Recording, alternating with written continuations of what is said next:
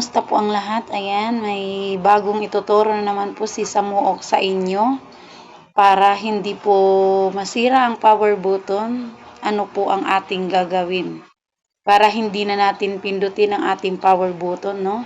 Dito lang tayo magta-touch dito sa ating screen.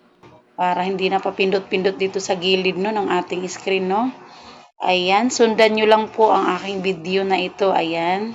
Punta lang po tayo sa settings. Click natin ang settings. Ayan. Pagdating dito guys, hanapin natin ang special function. Ayan, nandito no. I-click natin ito. So, nandito na tayo guys. Hanapin nyo lang itong nakalagay na iSmart no. So, sure siya nakalagay. Ayan oh, iSmart. I-click natin yan.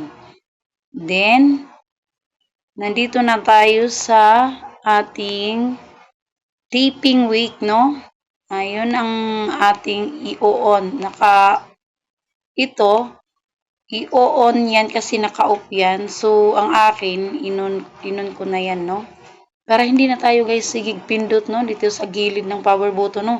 Pag gusto natin siya, pag nakapatay ang ating cellphone, i-on muna natin siya, no?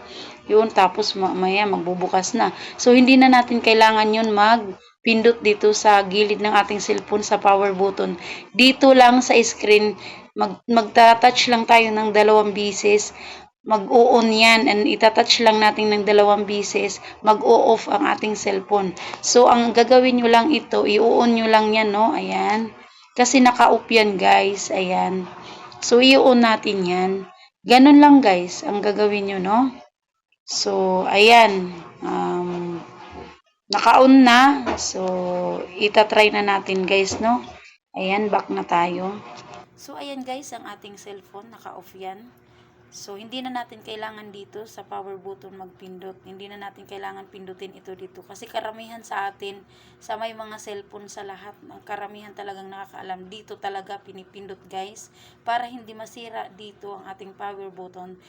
Dito lang tayo sa screen ng ating cellphone magta-touch.